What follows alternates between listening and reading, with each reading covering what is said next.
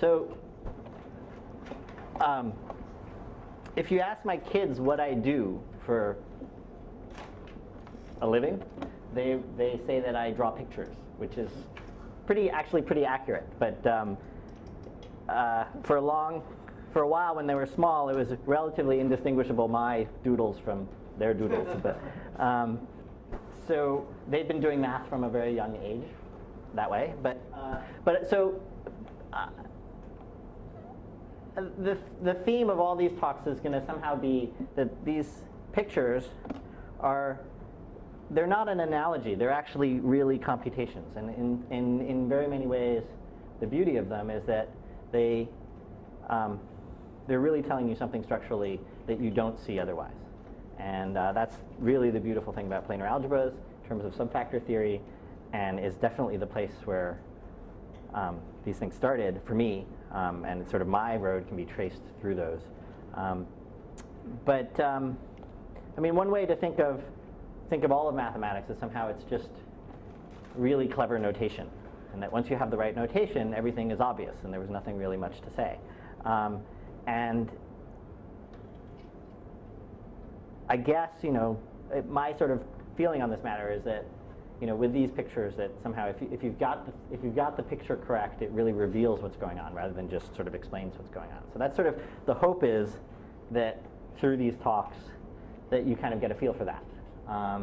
And I took the word workshop seriously, or at least I took it to mean what I thought it meant, which is that it's not me who's doing the work, but you. So there's going to be a lot of moments, or some moments, where you're going to have to do work. And I categorically refuse to continue to lecture until you do the work. So if you think you're going to, at least if by my experience of sitting through things, sometimes I sit through things and say, okay, well, eventually I guess I'll learn something, and eventually it'll be over and I can go on to do my next thing.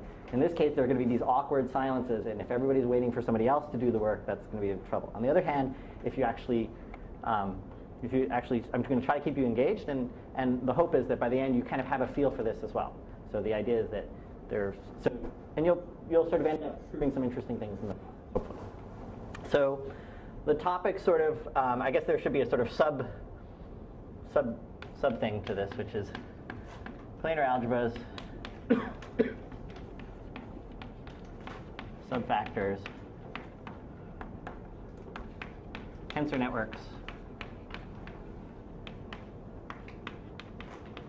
and quantum computation.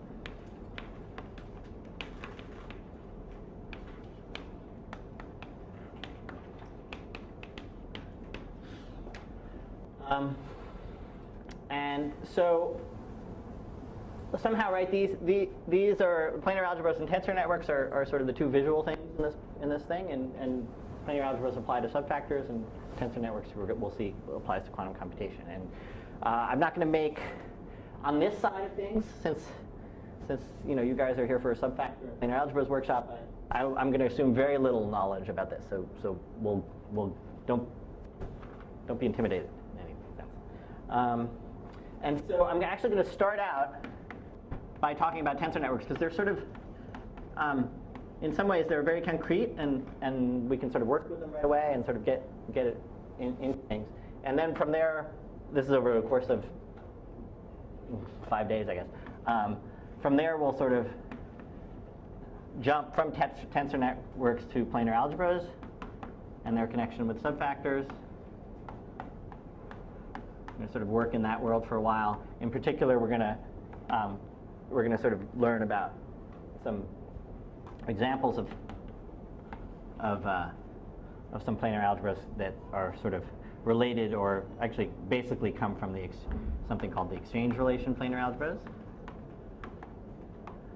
So we're going to kind of sort of work through examples to get a better feel for these things.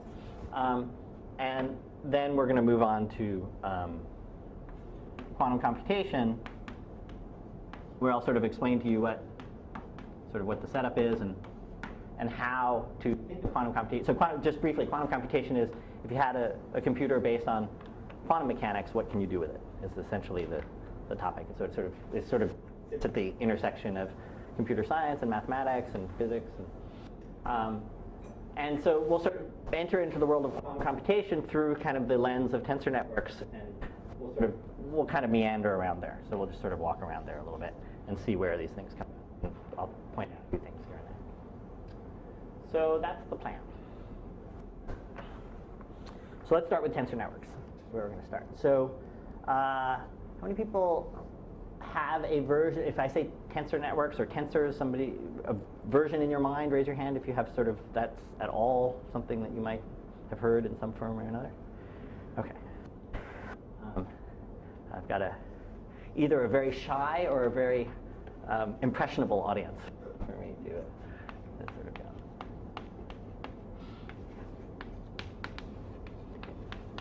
Okay, so consider this to be your introduction to tensor networks. Okay, so let me tell you what they are. So they start with there's some basic object, and that's called a tensor. And for me, this is what a tensor is. It's going to be a vertex with some number of edges coming out of it, and I'm going to tell you something about that. Labeled. All right, so this will be, because there are 5 edges coming out, we'll call this a 5 tensor.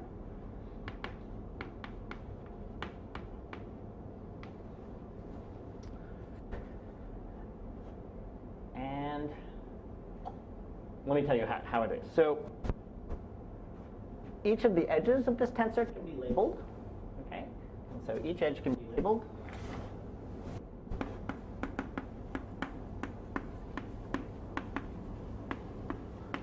And we're going to we're going to pick a labeling set that's just a finite set. We'll call them, let's say, just the integers from 1 through k. So we're going to allow every edge to be labeled by some number from 1 to k. And when all the edges are labeled,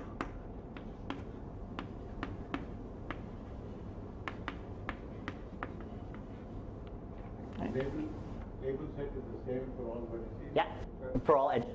The labeling of the edges. Yeah. No, the label set for all edges is independent of the vertices, of the vertex. For now, yes. Yeah. And the label set is sort of, it's a property of the edge itself. And when all the edges are labeled by some choice, the tensor is a number.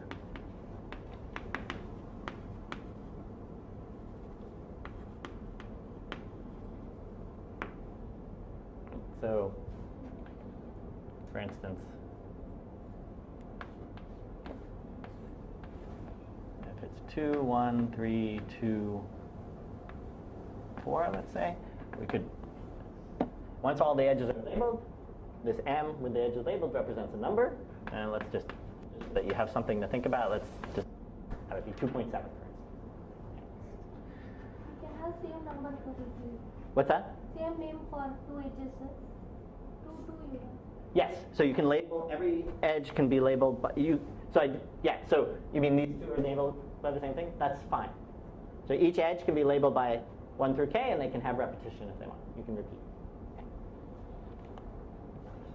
Okay, so one way to think of this, right, is once I have this, so how many numbers does m represent then, right? So there's k labels of this, k labels of this, k labels of that, k labels of that, right? So this is just an array of numbers, right, with k to the 5th numbers in that array. Okay, but this is for a 5 tensor, and we can have any number of tensors. Okay. Is that clear? That idea? It's clear? Okay, so it's just a set of numbers. It's a graphical representation of an array. What is 2 into 7?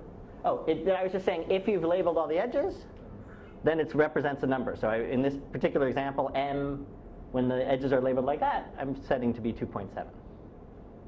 Okay? It could be that. It could be anything, right? It could be anything. I was just trying to give an example. So the point is that m, like this, is an array, but once you label all of them, it actually represents a number.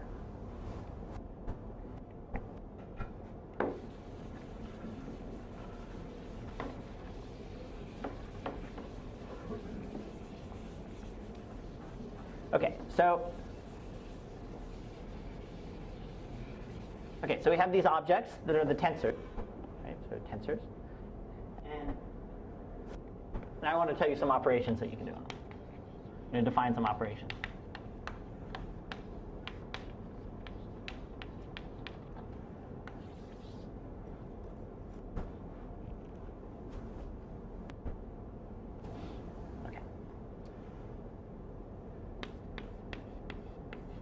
the first is going to be a product.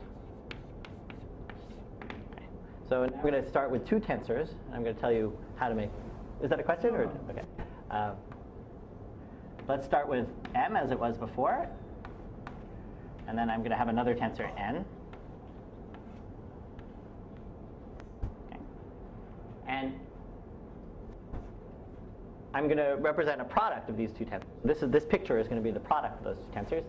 And what it's going to be is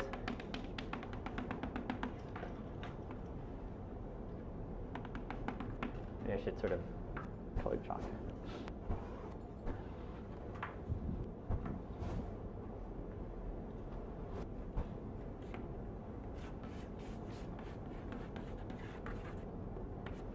Okay, so if you look from afar, right, and you imagine that you shrunk the pink area down to a single point, you'd have 1, 2, 3, 4, 5, 6, 7, 8 edges coming out of it. So you think of this as a big node. So this is going to be, is that what we came up with? 5 plus 3 is 8, yeah. Okay. So this is going to be an 8 tensor. Okay, so I should think of it, right, as just a single dot with 8 things coming out. See if I can put them approximately in the same spot.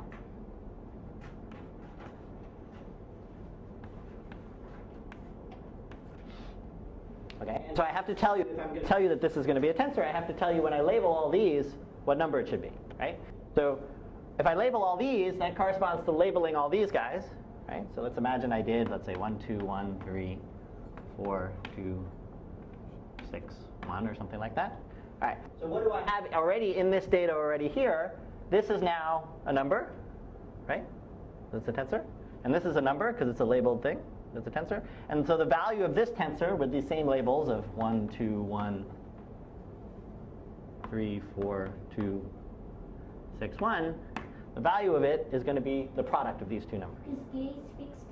The k is fixed, yeah, for this whole thing. And if you, I guess I'm not doing a good job, but let's, after this moment, let's just keep it simple and we'll say k is less than 5 or something like that, between 1 and 5. Everything extends just normally, and so, despite there's a 6. What? There's a rotational ambiguity, right? So I want to distinguish that there shouldn't be a rotational ambiguity in the sense that when I talk about this picture, I really talk about these edges being different and recognizable one from the other.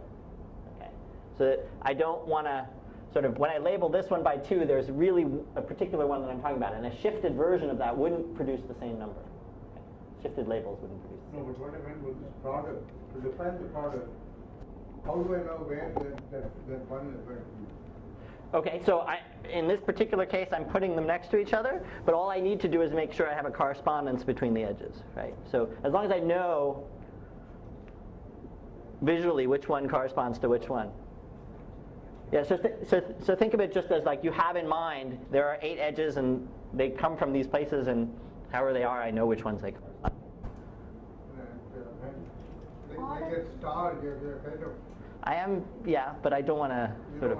But yeah, if you would like, think of it that way, right? There's sort of a star and then another star, and then you have to somehow merge them together, right, to sort of get the... Okay, so this is, so I should have said the value is the product of the two values.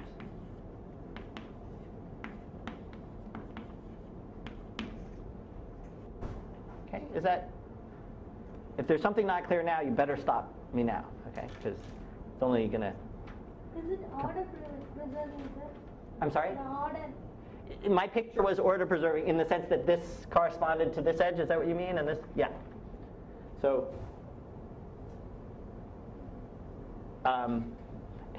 if I was to ever replace this picture by that picture, I should definitely tell you how the edges correspond, right? Otherwise you can't continue. Okay, so a product is one way to take two tensors, produce a third tensor, right? And what do we see about the tensors is that the number of edges coming out of it ends up being the sum of the two edges that you started with. Okay, so that's one maneuver, and there's one other maneuver.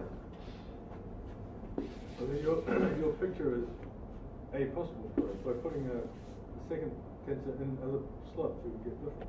Well, I would just get a different, you mean if so this tensor comes with some identification of the edges with this one. So if I did a different thing, I would want a different identification of the edges. But I would consider those to be the same tensor, just that they're the same object, they're the same array of numbers, I just have a different association between the. So it is true that if I did it some other order, then I would have to rearrange these guys to get the labels right. So, I mean, as objects, I'm thinking of them as the same, but there's a choice of association with each edge that I need to sort of. I see what the issue is, but I think it's easiest to think about.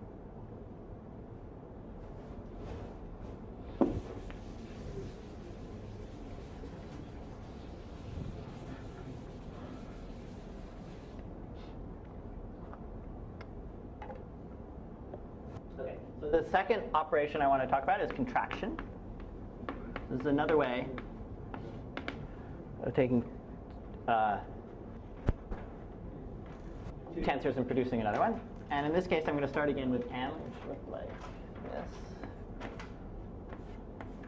And n. But I'm going to do something different with them now. What I'm going to do is I'm going to draw a new picture. This is m and this is n. And I'm going to connect this edge to that edge.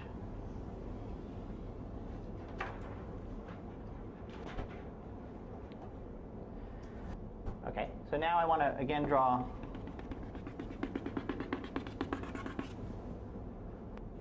thing. And again, the stuff inside the pink I'm going to think of as a single edge, a single node. So I'm going to get the outcome I'm going to get, this is just the definition, right? So the outcome I'm going to get is a 1, 2, 3, 4, 5, 6 tensor. And I'm going to draw the edges in the order that they appear. Okay.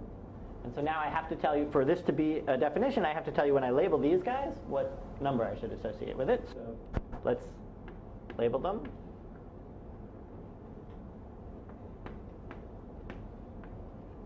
That corresponds to, once I have an association between the three edges, and the association I was trying to draw was this one. So now if I look at the two pictures here, this M has 4 of its edges labeled, but not the 5th. Right? And this N has 2 of its labeled, but not the one that I joined together. Right? So there's this internal edge that's not joined. And what I'm going to do is I'm going to say, okay, for any, what I'm going to end up doing is summing over all the possible labelings here. So I'm going to label it by an I. So any choice of label I get a number out of this guy. I get a number out of this guy, right? So as soon as I pick a number for I, if I pick I is 1, then suddenly M does have a value, and N does have a value, because all of its edges are labeled. Right? And I'm going to multiply those two numbers together, just like I would had they been in a tensor, but I'm going to sum over I. So this is going to be the sum over the labeling of the internal edge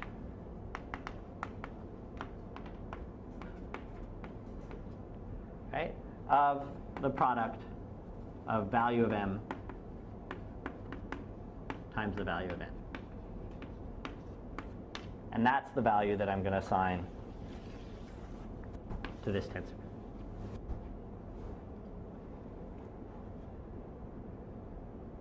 So just sort of structurally, does that make sense to you? So, if I put a 1 here, then this comes out to be a number, this comes out to be a number, I multiply those two numbers together. Keep that on the side. Now I put a 2 here, I do the same thing, multiply those two together. 3, then I add all those things together. And that's what I do. Okay, so, all right. So far you're saying, okay, I can follow this, but why, yeah. Is there a planarity restriction? No, no planarity restriction. So, okay, so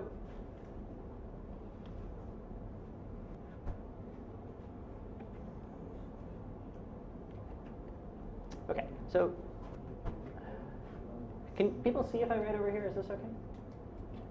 So so far tensors are these pictures, right? And I've also said, well, you can think of them as an array of numbers, right? So I'm going to now sort of just tell you a few helpful ways to think of.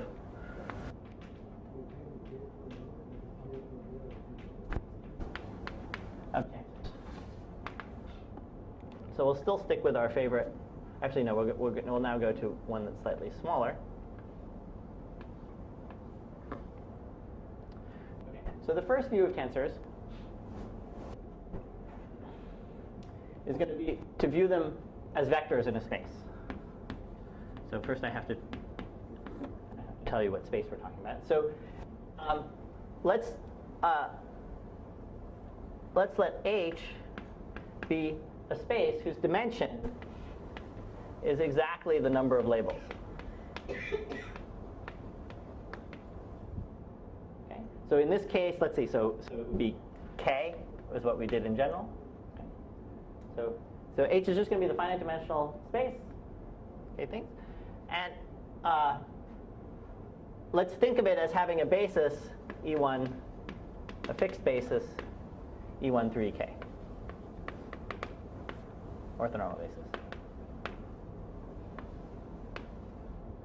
Okay, so let's sort of hold on to that separately. We just have a k-dimensional space with some standard basis on it. Okay. So now I want to identify. So I'm going to identify this tensor n as a vector. Where as a vector in H 3 times. So H tensor H tensor H. Okay, and this 3, and we'll see. Well, we'll see in a second. So okay, so let me tell you how it is. Well, I'm going to identify each H with one copy of the edges. So let's say this one with this copy, this one with this copy, this one with this copy. Okay. And now the vector that I'm going to associate with n is going to be the sum over, expressed in terms of this basis, EI tensor EJ tensor EK. But some other thing, K is fixed. Oh, sure. Good. Thank you. L. Okay. And these are, they look like sums with their tensors. Okay. And what am I going to put here? I'm going to put the value of n. Somebody should have guessed by now, right?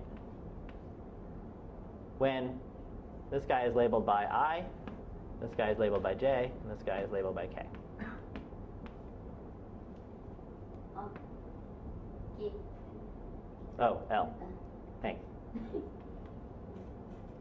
Sorry, can you read that? Okay, so if I label this by I, J, and K, a number pops out. That's going to be the coefficient in front of the EI tensor, EJ tensor, EK location. Okay, so pretty simple. So I've got this array of numbers. I've got, on the other hand, I've got a basis for H tensor, H tensor.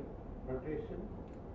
N, this, N of this picture. So this, actually, I shouldn't have done N of this picture. I can just put, let me try erasing and trying to write somewhat neatly. So if I actually put the tensor in there with the edges labeled,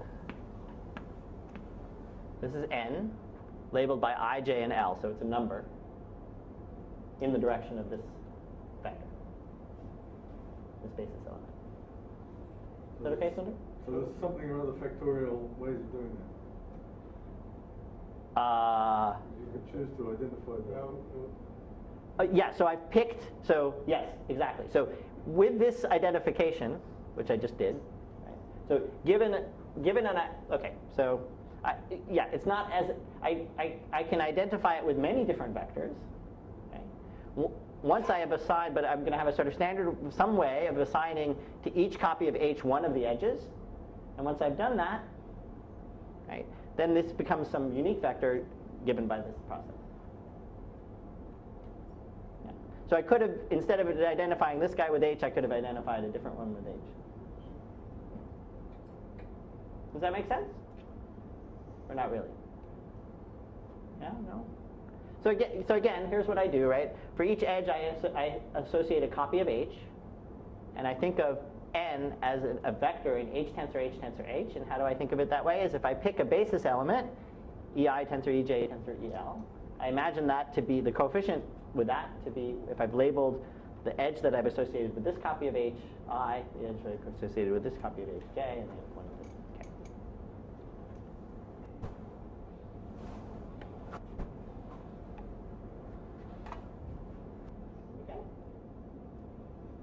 Okay. So that's a view of a tensor as a vector, or as there are many choices of ways of thinking of it as vectors, depending on how I set up the connection between the edges and the copies of h. But I can also think of it as a host of different linear maps. That's what I want to describe next. I can also think about it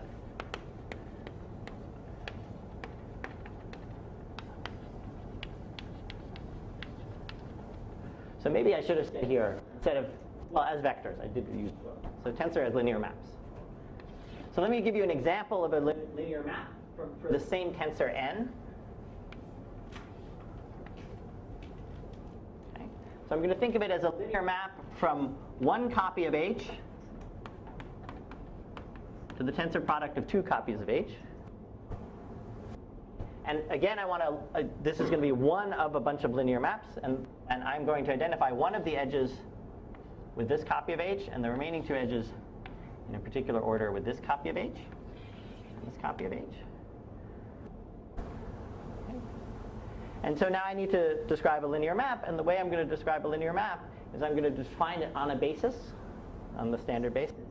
And I'm going to say that n of ei, okay, so think about what this is going to be, right? What it's going to be, well, okay.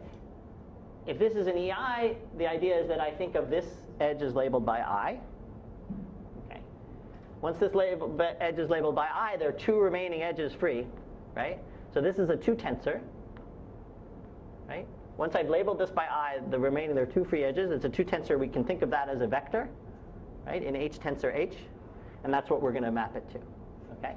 So it's going to be the sum over EJ tensor EL. Okay. And what am I going to put as a coefficient? I'm going to put n labeled. The second edge is going to be labeled by J, the third edge by L, and the first edge by I. Okay. The linear map this way or the other way? I'm sorry? What you have written is the linear map H to H tensor H, or? The linear map is H. It takes EI, a basis for H, to something in H tensor H. Okay. N is N on the left hand side. Yeah. So if I want to, so I'm using the same notation because it's sort of, I'm trying to explicitly think of it as a linear map. Okay. So some things to tell you, right? So I could have thought of it as a map from this copy. So I'm thinking of it as a map from this copy to this tensor that, right? But I could have thought of it as from this copy to them in reverse, or I could have thought of it as this copy to these ones. So there are a whole host of them.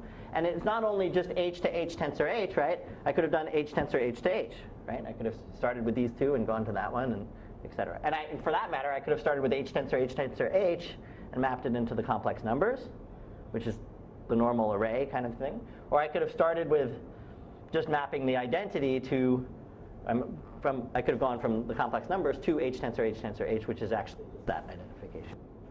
There. It maps the identity to the vector that I thought of. Okay, so the idea is that this same array of information, right, can be viewed in all these different ways, right? And the presentation here is that the pictorial way is going to be a lot nicer, cleaner, easier, a useful way to think about things rather than always translating them into these things. Okay, are there any questions at this point? Because you're about to have to do some work. So you can still ask questions after you're asked to do work. Okay, so how does one implement this contraction using this notation? This notation as vector of length? Can you hold on to that question for a second? Okay, how does one implement this contraction? You mentioned the contraction of the tensors. Yeah. So using using this notation, the right side notation. Yeah. So how does one implement that? You mean how do you write down this as a vector? Yeah. Operation. Okay, so That is a linear map, this is a linear map, then what happens when you contract them? And okay, so can we hold on to both those questions for a second, for maybe 10 minutes? And then you can ask them again if you want to. Okay. All right, so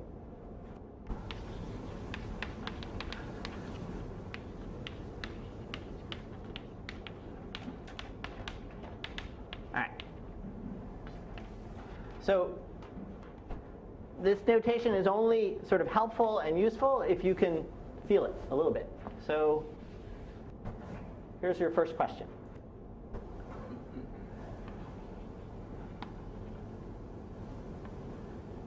And again, as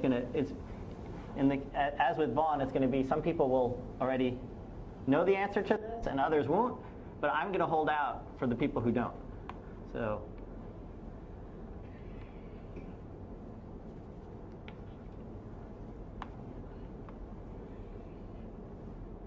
okay, so I've written down two pictures here. This second picture, actually, let's just ignore the second picture for a second. Let's just start with the first one. So this picture, and what I'm going to ask you is come up with a reasonable description of what this picture represents. Okay? So I want you to think about it. You can talk to your friends or your acquaintances or whoever's next door to you. But what I would like is some sort of, if these pictures are going to be meaningful for something, then one of the things that we want to be able to do is encode natural things that we do. So the first question is, I'm giving you a hint, this is something natural that you might do, so why don't you think about it. Point with no attachment? What's that? Just a dot with no attachment. No, this is, so in the end, right, this was what is this picture represents? It represented two tensors, tensors, that were then contracted together, right? There was this action of contraction, which was joining the edge. So that's what we just did. We just did two tensors, and we contracted them. So that's now a zero tensor, which will be a scalar, right? And I want an interpretation of that. Don't blurt out the edge to ruin it for everybody else, okay? Just sort of think about it for a few minutes, and maybe in a few minutes I'll ask how many people have an understanding of that, and that way.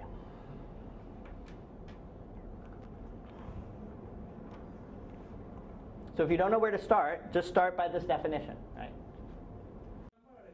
It sits in as complex numbers. It's a complex number, so it is not enough. So is orient this thing? But let's just think about it as real for the moment. The answer will be nicer if it's real.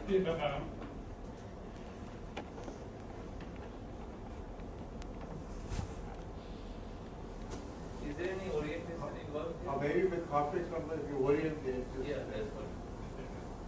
Yeah, that would be what everybody wants to do. Yeah, I'm not going to orient the edges, but yeah, but there's something else we can do instead of orienting the edges, which will work as well. You guys are way ahead of the game.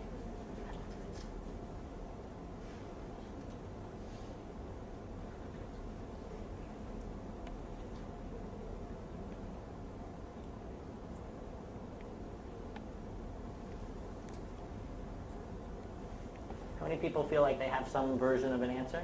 Raise your hand, please. That's not enough. We can't go on. So if you see somebody near you raising your hand, start talking to them. I need 50% of people raising their hands. So.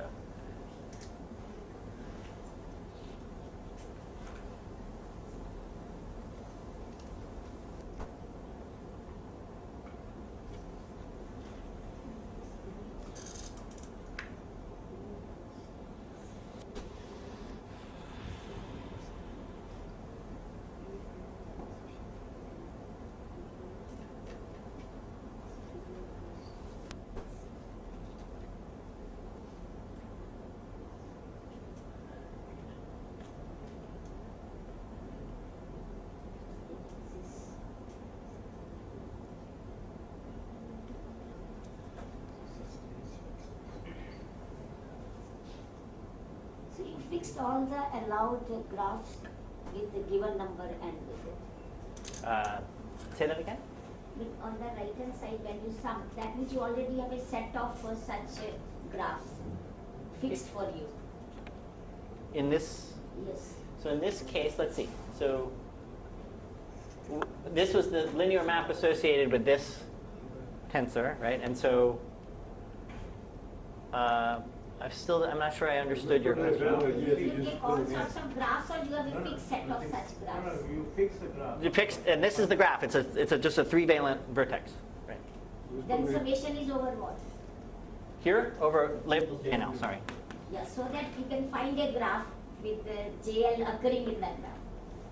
So that means you have a set of. The graph is the y graph, the trivalent graph. It was probably a bad idea to use little n as a tensor label. Something like capital R would be. Is that?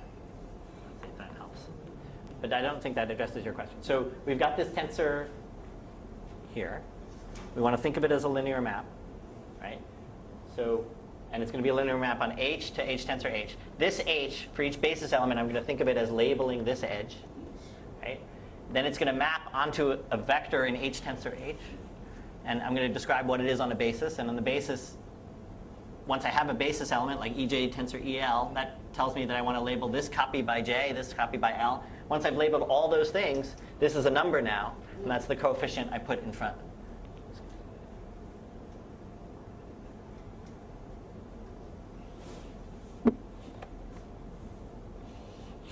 All right, so how about this question again? Raise your hand now if you feel like you have something. All right, we're not quite at 50%, but all right, I can see I'm. You know those psychological experiments where they had a very cruel thing to do where the audience, when the person walked to this side of the room, would just completely stop paying attention. And they would sort of just start chatting amongst themselves. And then when they went over to this side of the room, they would sort of be very, very alert. And then you'd sort of very quickly you'd train the person to sort of be sitting in the corner lecturing from way over here. So I feel like you're going to bend me to the point where I'm going to give up and just tell you the answer right before I've even started. But for the moment, I'm going to hold out a little bit, at least somewhat. So somebody want to say what they think it is? Which version do you want? Just 1 point with no attachments, no edges. Yeah, so it's going to be a number. What is that number associated with what we started with? Evaluating a vector against a function. You think of m as a vector and n as a function. Okay, how about something simpler? It's like a dot product. Thank you. Yeah, like a dot product. This is gonna. So let's just write down what this is, right? So there is m, right, which sat out like this. And there was n that sat out like that. And let's consider them both as vectors, right?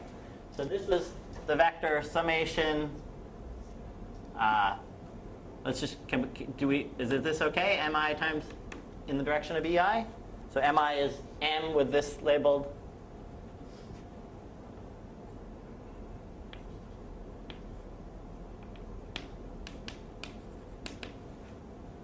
Okay. And this was the vector summation ni, ei.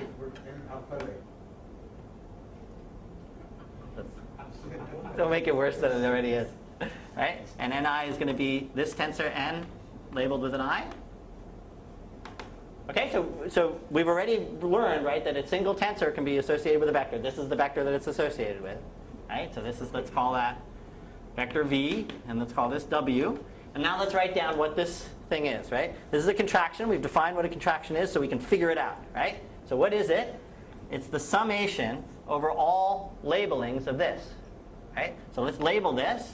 So if we were to label it by I, what would the value be? Well, when we label it by I, right, this takes on a value, which is m sub I. This takes on a value, which is n sub I, right? So if we labeled it by I, we'd have a value m sub I times n sub I. Right? But now we sum over all labelings. It would be the sum over I. And this you know, right? What is this? This is the inner product, right, of a vector m with n, right?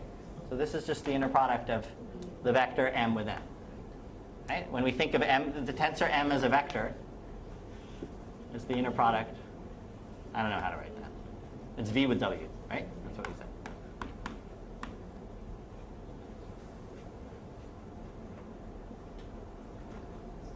Yeah? Is confusion still reign, or are we okay now at this point? Okay. Okay, so we just evaluated this picture. We wrote down what it was. It turns out to be the inner product between the two pieces, right? So now we understand how to do inner products, right? If we have a vector, we stick them together to do inner products, right?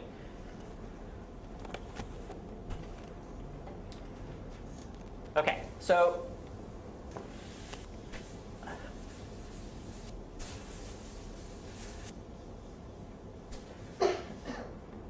let me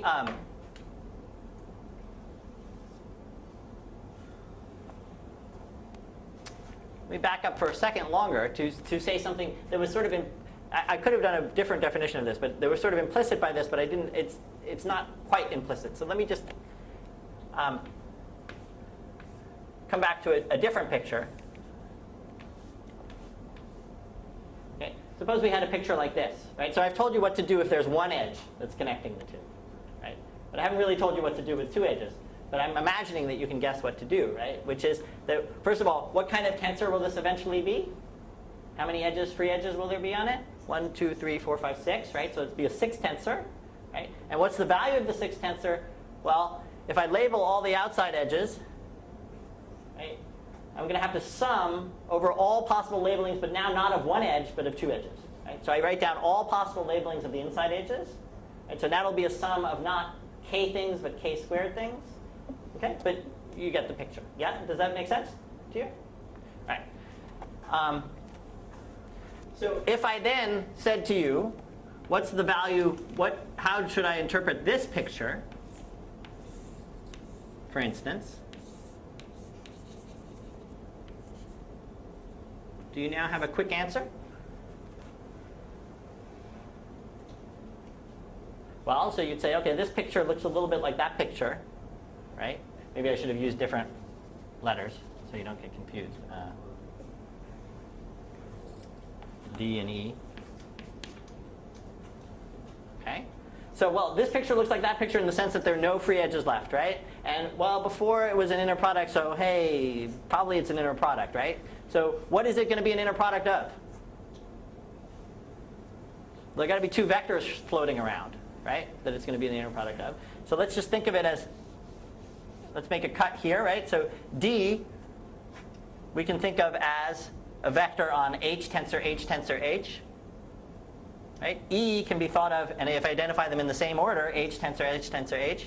And if I do that, and I do this, right, then this represents the inner product of D and E when I think of D and E as vectors in that order. Okay? Is that all right? Okay. So here's my next question.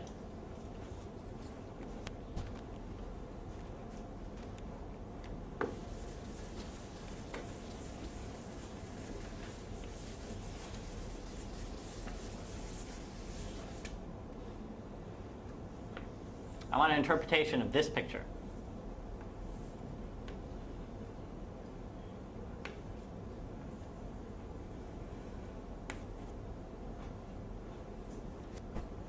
Okay. So if you don't know where to start on this, let's just write down. All you have to do is write, this is some sort of contraction of two tensors. So the place to start would be to write down the expression and then try to understand, is this expression something that you've seen before in some version or another?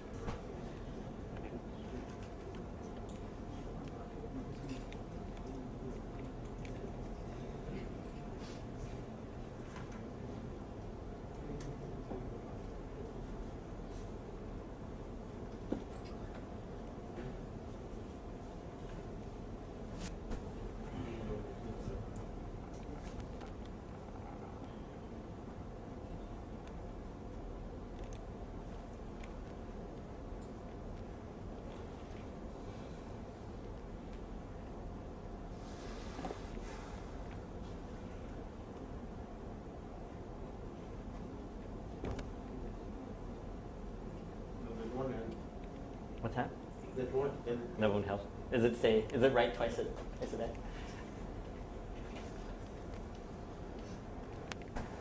You want to talk? I have one. I just had it on stopwatch. What is it? 12? Well, great, too. And we started at 1100.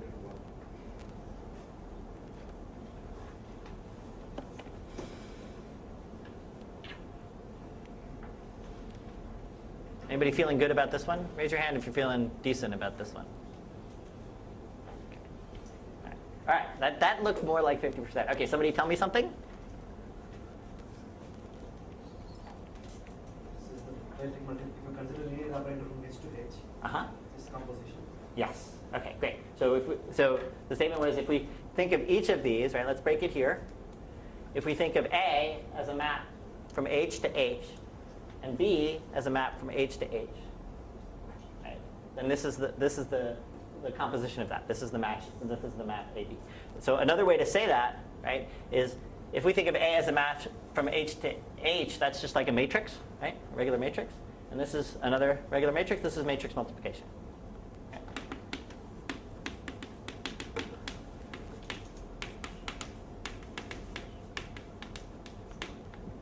Okay. Or as was said, it's a composition of linear maps.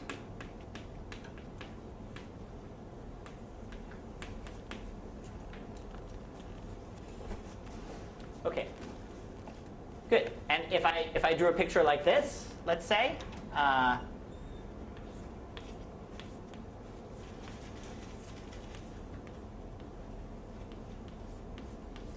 X and Y. Okay. We can think of that as a composition of linear maps, but in this case, also we could also think of it as matrix multiplication, right? But to do that, we first have to interpret each tensor as a matrix. And so in this case, we would interpret, there are many choices of ways of doing that, but in this case, we would think of it as a map from H tensor H tensor H to H tensor H tensor H, right, in that order. And the same thing with Y in those orders. Okay? So now when you see sort of these pictures with these pieces put together, you can think of them as in these different ways. All right. So we've got inner product, we've got matrix multiplication. So here's my next picture.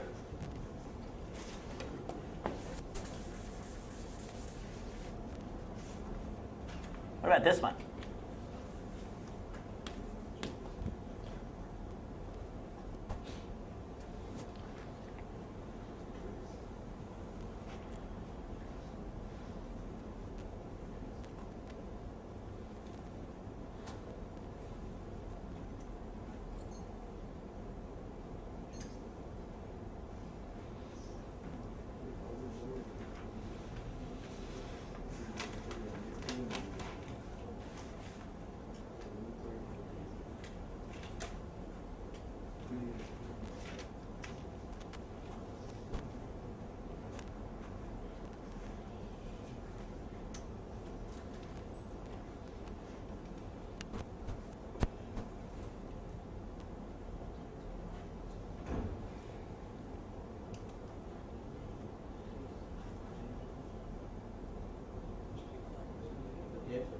Let me ask, in this picture, suppose there were only two in the middle.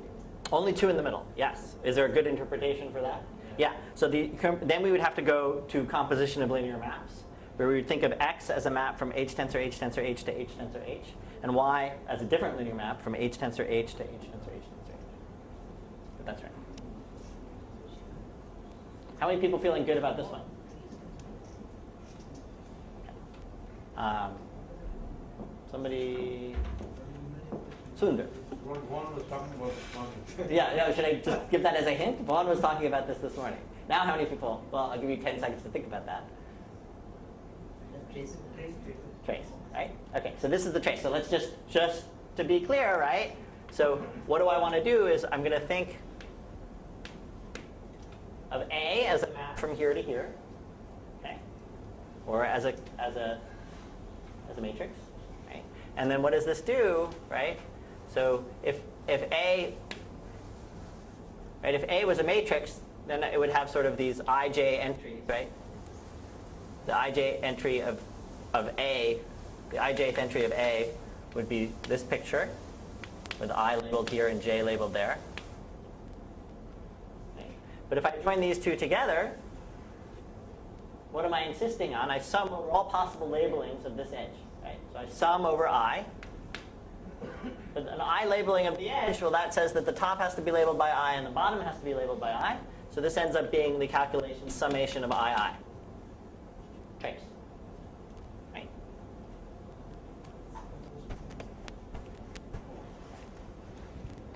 Great. Okay. So here's the takeaway message, right? The takeaway message is that these pictures encapsulate a lot of the basic things that you do in linear algebra, right? As pictures. Okay?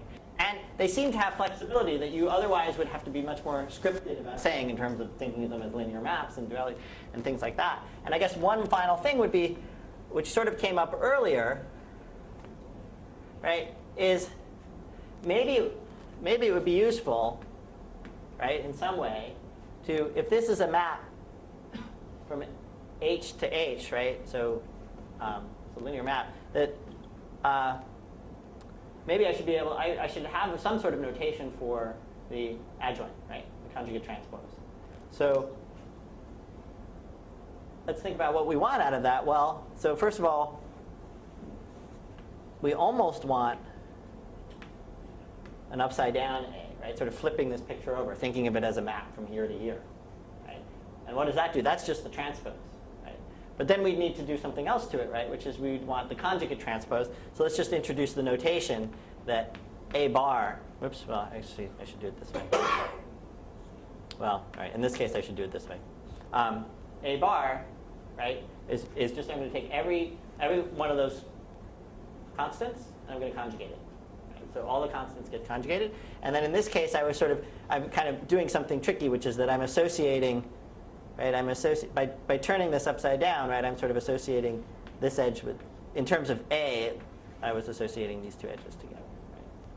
But the point is that from A, I can get the adjoint by doing this process, right? I sort of reverse I reverse which edge I think is one and which edge I think is the other, and I take the okay, so the major big point is that this encapsulates a lot of what's going on in linear algebra. It makes a lot of calculations transparent. And as your next exercise, I want you to prove through pictures that the trace of AB for A and B two matrices, let's say A and B are matrices on our K by K matrices, I want you to prove that the trace of AB equals the trace of BA. Just through pictures.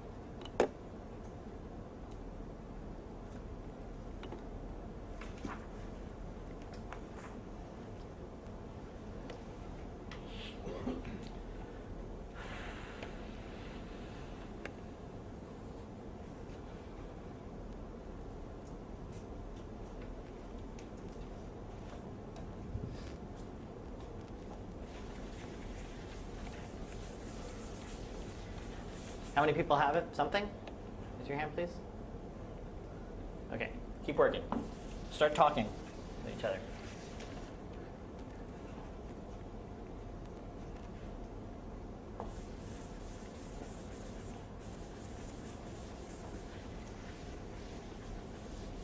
So the first thing to do, if you're really, really stuck, right, the first thing to do is write down the picture for trace of AB. And the next thing to do is write down the picture for trace of BA.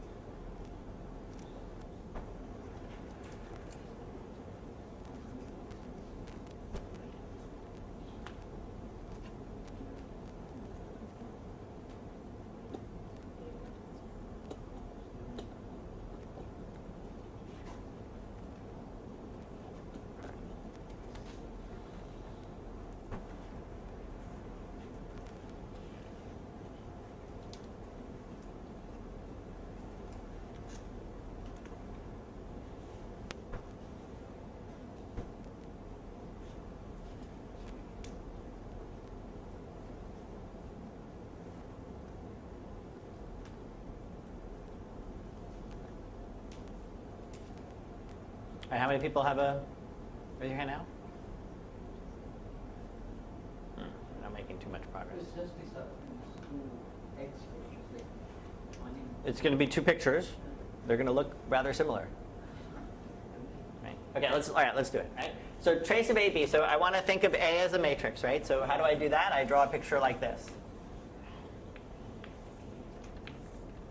Right? And it's a linear operator from here to here. And then A times B, I've done that already, right? That's composition, right? So what do? I put a B down here. Trace, done that, right? This is now a linear map from here to here. I know how to do the trace. That's what we just did. That's this. All right, let's do the same thing for trace of BA.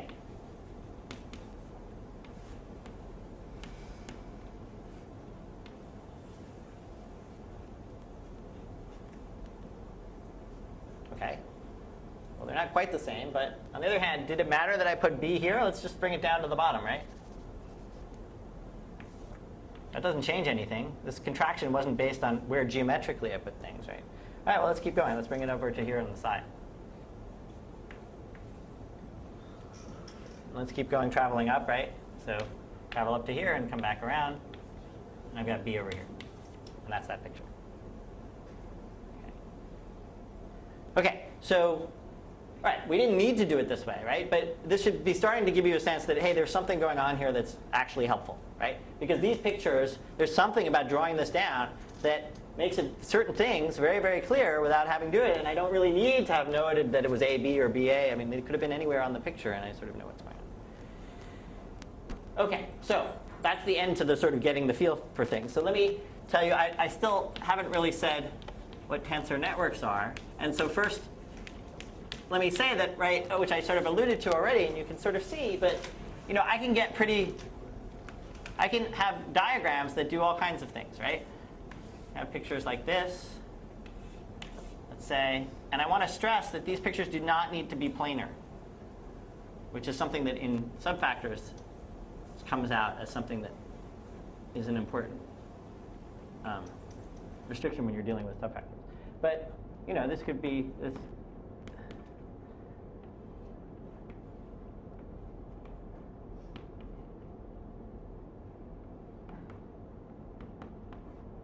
Okay, this is an example of something that I could do with a combination of, all right, so what is this, right? These are a whole bunch of individual tensors, and then they're contracted along certain edges, right? And so what is the value of this? So what is this new thing, right? Remember how we think of it is again a tensor, right?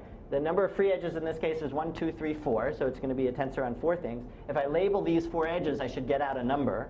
What number do I get out is I sum over all internal labels. So in this case, I have to label, all internal labels means labeling each of these edges. But once I've labeled each of these edges, every individual one is labeled all the way around. So it's a number. I product up all those numbers, and then I sum that up. And so it's a sum over all internal edges of the product of the value of the tensors.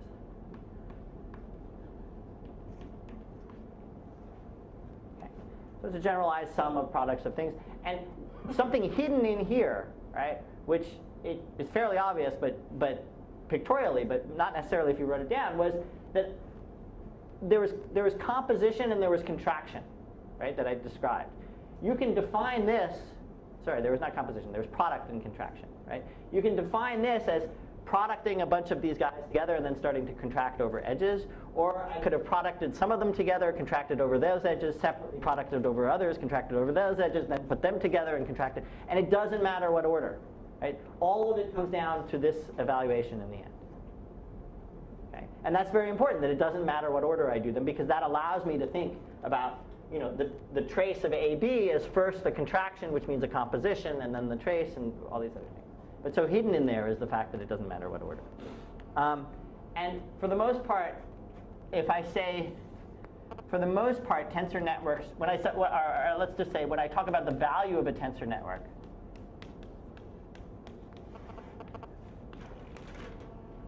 and I may be a little bit, but mostly when I talk about the value of a tensor network, what I'll be talking about, so this is an example of a tensor network. But when I say the value of a tensor network, I'll be specializing to tensor networks with no free edges. Okay, so it's going to be no free edges, right? Which is the same as to say that the outcome is going to be a zero tensor. And a zero tensor is a complex number. So the value, when I say the value of tensor network, sort of implicit in there was that the tensor network we were talking about didn't have any free edges. Or if you'd like, just whenever, from now on, whenever you hear tensor networks and I don't talk about free edges, specifically free edges, there'll be none, and so it's going to be a number. Okay, so tensor networks themselves encode a lot of interesting things. You can sort of imagine they're geometric, somewhat. They can be sort of written down. There should be all these graph theoretical things that tensor networks can do interesting things with. And so here's your next exercise, or two of them. So I want you to design a tensor network.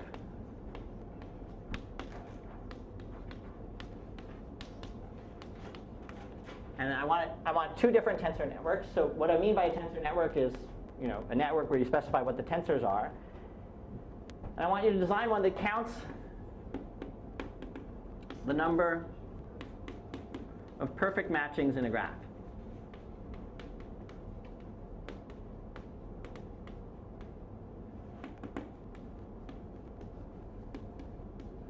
Okay, so the data that you're given is some sort of graph.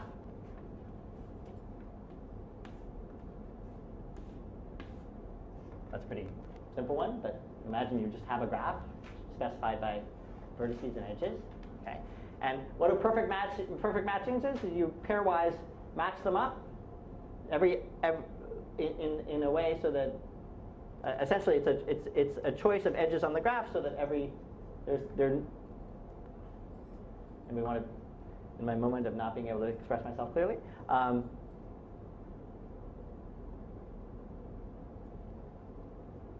Vertices are paired up, and the edge that joins them is an edge that's actually given in the graph. Okay, so for instance, one perfect matching would be this is connected to this, and this is connected to that. That would be one perfect matching. Right? Another one would be this and that. Right? So these two connected and these two connected. Right? But this, you can't make a perfect matching out of these two and these two because there's no edge connecting these. So the number of perfect matchings on this, I think, out of a possible, let's see, so there's one, and then the crossed one, two. Is there a third one?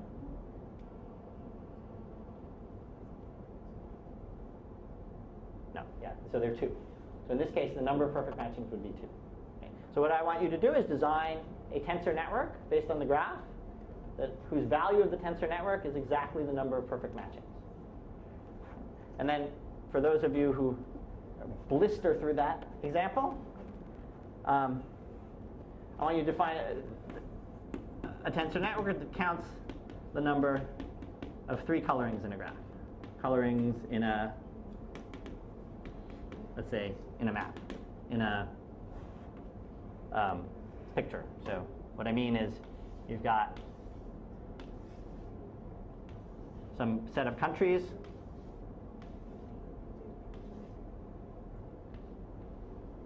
And you want to know the number of ways of assigning colorings to the different countries. You're going to create a map out of this. You're allowed 3 different colors. Price of ink is expensive, so you only want to do 3 colorings. But what you don't want is to have any boundary edge blurred, right? So any two that share an edge, okay, you don't want them to share the color. So if they ever meet at an edge, you want the country on one side of the edge and the other side of the edge to be a different color. Okay? And you want to know the number of different ways of doing that for a given description of a given map. So those are the 2 questions. Right? So maybe you can combine that with a 5-minute break right now. So combine thinking and breaking, and I'll just pause for 5 minutes. And if you're totally zoned out, that's fine, or you can think about these problems, one or the other.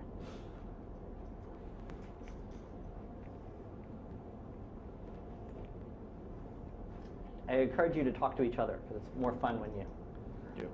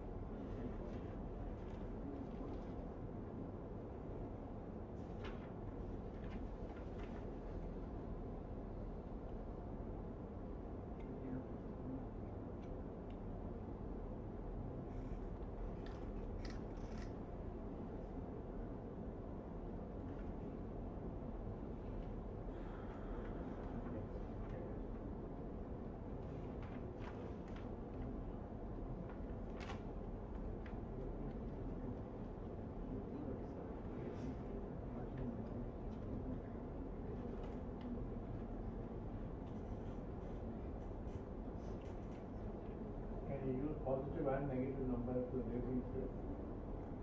For the labeling set, as long as it's a finite set of numbers, you can. Is that what you meant? No, this is also something that You have to do that via the tensor, not through the label. You have to do that through the tensor itself, not through the labels, if you're trying to do that. Like to disallow some.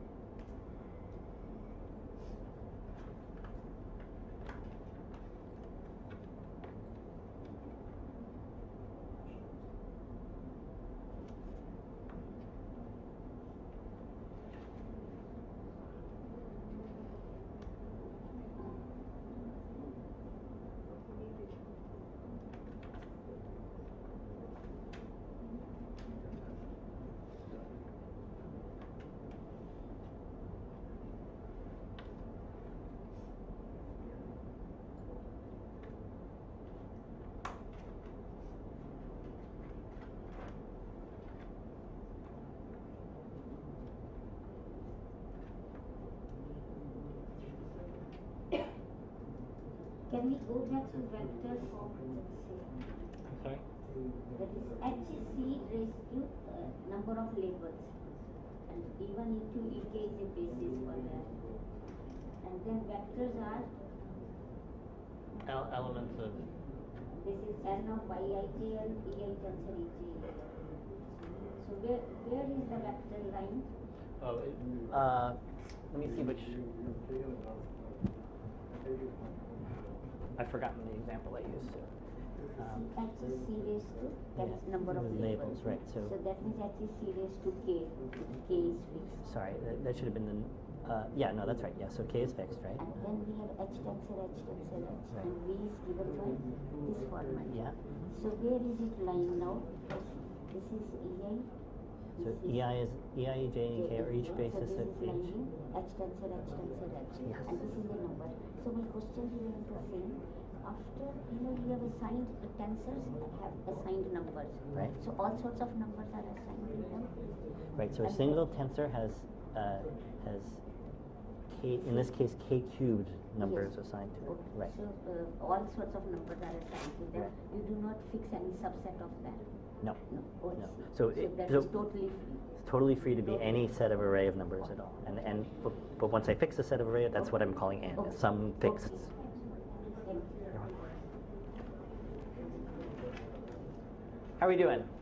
Anybody have a answer to the first? Would anybody like to think about it some more? Or should we? Why don't you give us to tomorrow? You want to give it to it for you tomorrow? Or maybe should I? Should we? All right. How about we'll do a compromise, which is we'll start to talk about the first one, and let's go through the first one and then give the second one for tomorrow, or something like that. That's good, so that way. Well, I don't know. Will people work on it between today and tomorrow? Or not tomorrow? Wednesday. You've got 48 hours, which is just time enough to forget everything. So, okay. So let's figure out. Let's just go through this a little bit slowly, right? So first of all, here's a pretty good question. Right, I can give a hint, let's say, which is you had to make a decision, right, among other things, about how many labels to put, right? And what's that? 2. 2. 2. Okay, so 2 labelings. And what do you think? So what do you think those labelings are going to suggest? So if I have, so first of all, I should say that the tensor, the graph of the network is going to be the same as the graph of the graph. Okay, so that's the first thing, right? So we've got a graph here. Let's just keep using this one. I'm going to reveal the following information, which is that the actual tensor networks is going to be represented on the same graph. So they're just going to be these 4 tensors. And Vaughan suggested, perhaps because he has inside information or insight, that there should be 2 labels. So let's call them, let's say, instead of 1 and 2, let's call them 0 and 1, for reasons that will be revealed in a minute.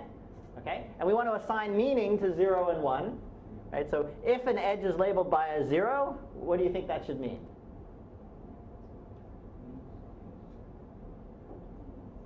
Or what do you think the dichotomy between 0 and 1 should be? Well, one of them should indicate that I've matched the 2, and the other should indicate that I haven't matched the 2, right? Okay, that seems like a reasonable place to start, right?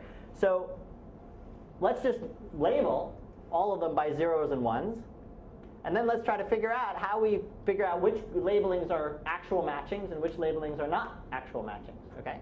So here I've got an example where I labeled the edges these. So 0, remember, means you imagine that there's no edge there, right? And 1 means that there is an edge there. Is this a perfect matching? So we have to remember that for all the non-combinatorics, we have to remember what perfect matching means. Right? So here's what we've got left once we remove all the zeros. Perfect matching, remember, there are 4 nodes, right? Perfect matching means there are sets in pairs. Are these in pairs? Connected in pairs? No, they're not, right? Okay, why aren't they? Show me something that tells me that they're not in pairs. There's an empty vertex, right? There's an empty vertex.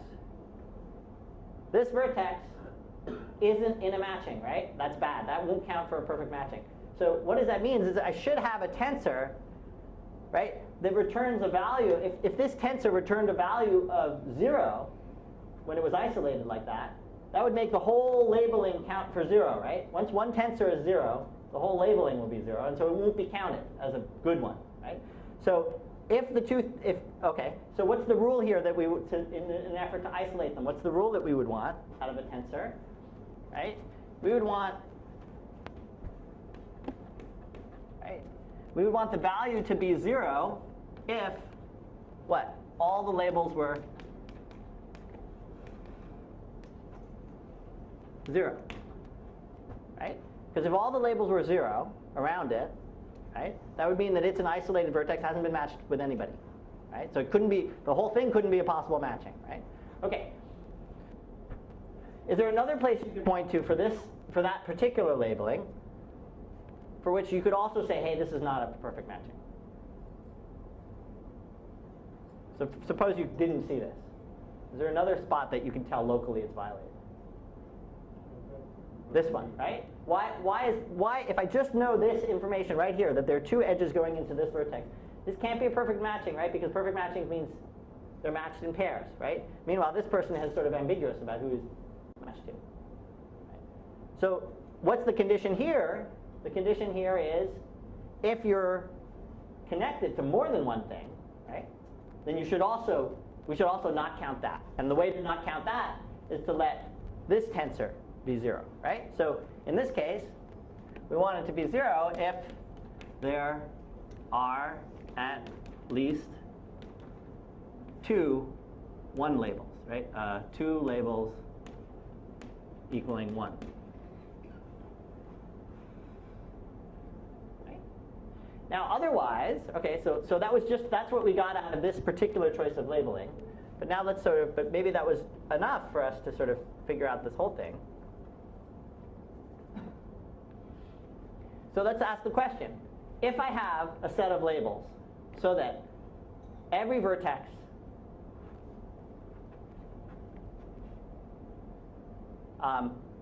doesn't have all labels 0 and doesn't have at least 2 labels of 1. By the way, what does that mean? If it doesn't have either of those 2 things, what does it have? It has exactly 1 labeling. So if I have every vertex have exactly 1 label by 1, is that going to be a perfect matching? So think about a graph, right? Zeros and ones.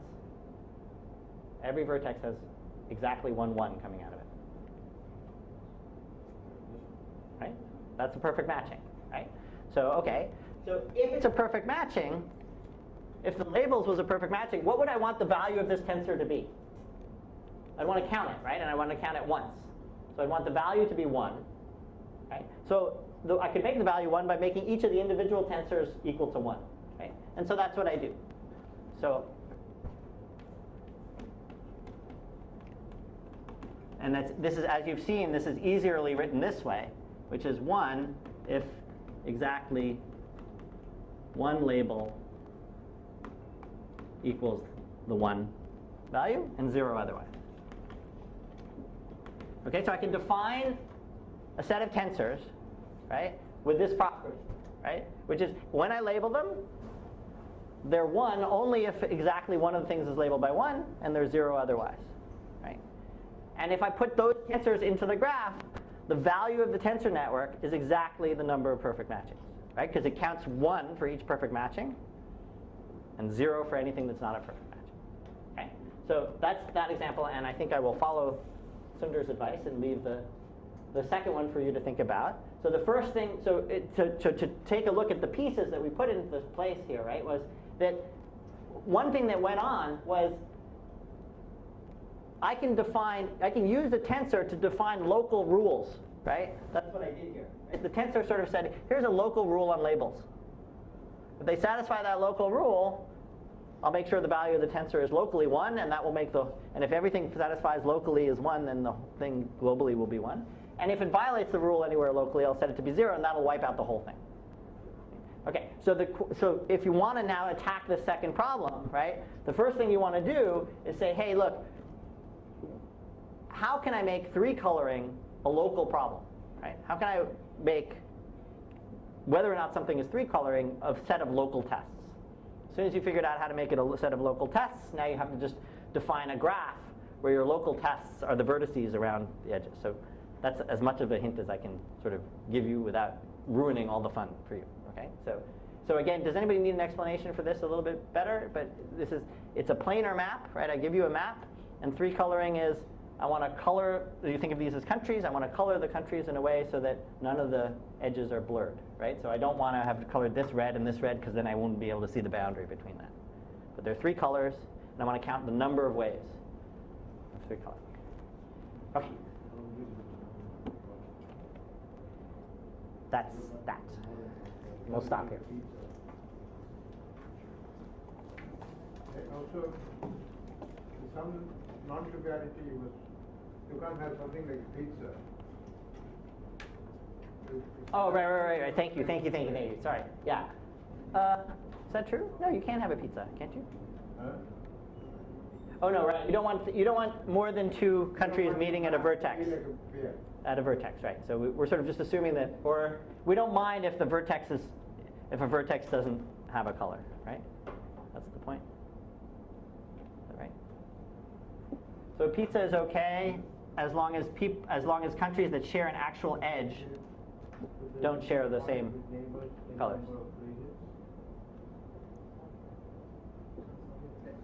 Neighbor means edge, right? Yeah, a neighbor means an edge rather than sharing just a vertex.